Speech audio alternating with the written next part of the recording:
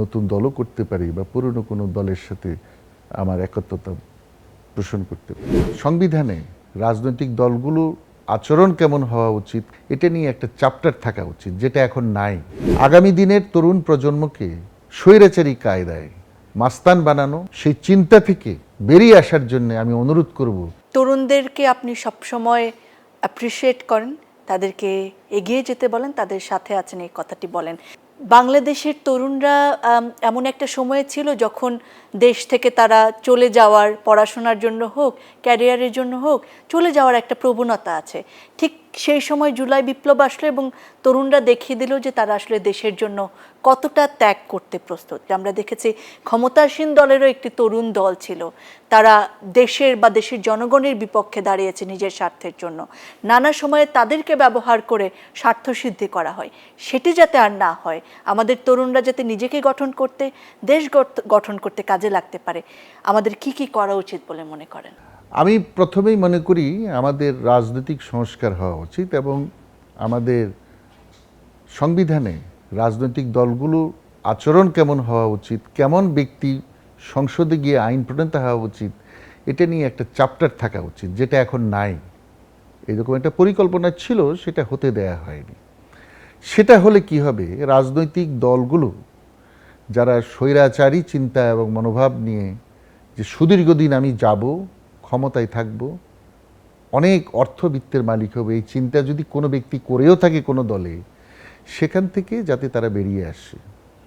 আগামী দিনের তরুণ প্রজন্মকে আর স্বৈরাচারী কায়দায় আনএমপ্লয়েড রেখে তাদেরকে মাস্তান বানানো, লাঠিয়াল বানানো, তাদেরকে টাকা পয়সা ইত্যাদির লোভ দেখিয়ে রাস্তায় নামিয়ে, মাথায় হেলমেট পরিয়ে, অস্ত্র হাতে তুলে দিয়ে মানুষ হত্যার জন্য কাজে লাগানো, আইন শৃঙ্খলা বাহিনীর পাশে দাঁড়া করাই, সেই চিন্তা থেকে বেরিয়ে আসার জন্য আমি অনুরোধ করব সকল রাজনৈতিক দলকে।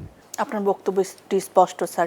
আপনি রাজনৈতিকভাবে বেশ সচেতন এবং সরব একজন মানুষ, তবে জনগণ এবং বাংলাদেশের মানুষ আসলে এই মুহূর্তে স্পষ্টভাবে জানতে চায় যে আপনি রাজনৈতিকভাবে কোন মতাদর্শে, আপনি কোনো নির্দিষ্ট দল করেন কিনা, কোন বা নতুন কোনো দল গঠনের ইচ্ছা আপনার আছে কিনা। প্রতিটি মানুষের মধ্যেই একটা চেতনা থাকে এবং সেটাকে যদি আপনি বলেন পলিটিক্যাল স্পিরিট, রাজনৈতিক চেতনা, এটা ভুল হবে না।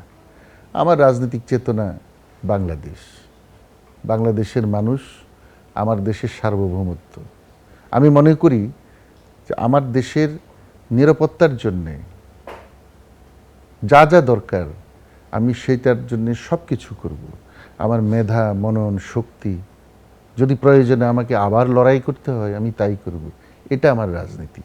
আর আপনি যদি বলেন ক্ষমতার রাজনীতি, হ্যাঁ, আমি আসলে কোনো রাজনৈতিক দলের সাথে সম্পৃক্ত নই। তবে নিঃসন্দেহে আমার একটা কনসেপ্ট আছে, সেটা হলো ডিগনিক্রেসি। আমি একটু আগে উল্লেখ করেছিলাম dignity of human life and democracy. এ দুটা ইট গোজ টুগেদার আমার চিন্তায়। যে দেশে শুধুমাত্র ডেমোক্রেসি আছে কিন্তু মানুষের ডিগনিটি অফ হিউম্যান লাইফ নাই, মর্যাদা নাই মানুষের, সেই ডেমোক্রেসি দিয়ে কিন্তু আপনি মানুষের কিছু করতে পারবেন না, সাম্য আনতে পারবেন না। আমরা লড়াই করেছি মানুষের মর্যাদা রক্ষা করার জন্য, মানুষকে সমান অধিকার দেওয়ার জন্য, সুস্বাস্থ্য দেওয়ার জন্য, শিক্ষা দেওয়ার জন্য, অথচ আমরা কিন্তু সেটা এনশিওর করতে পারিনি। তো এই ডিগনিক্রেসি যে আমার যে কনসেপ্টটা, সেটাও একটা পলিটিক্যাল থট এবং আমি মনে করি রাজনৈতিক দলগুলো এটা নিয়ে ভাববেন এবং যদি কোনো দিন সেরকম সুযোগ আসে যে কোনো দল আমার স্পষ্টবাদিতা, আমার সততা এবং দুর্নীতির বিরুদ্ধে আমার যে অবস্থান সেটাকে বিবেচনা করে আমাকে তাদের সাথে কাজ করতে দিতে চান, তাইলে নিঃসন্দেহে আমি করব। কিন্তু আমি এখনো পর্যন্ত এমন কোনো অফার পাইও নাই, আমিও চেষ্টা করিনি। আপনার কি নতুন দল গঠন করার কোনো ইচ্ছা আছে? এখনো পর্যন্ত ভাবিনি, তবে এক্সিস্টিং যেসব দল আছে ওনারা তো ভালো কাজ করছে।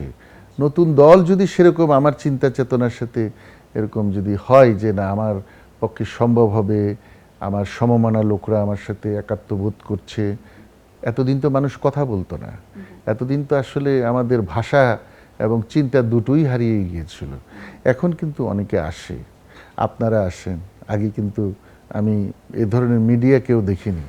তো আমি মনে করি যে এটা যদি মত প্রকাশের স্বাধীনতা বলেন, তবে নিঃসন্দেহে আমি যদি সে সুযোগ পাই তাহলে হয়তো নতুন দলও করতে পারি বা পুরনো কোনো দলের সাথে আমার একত্রতা পোষণ করতে পারি। আপনার জন্য আমাদের শুভকামনা থাকলো স্যার।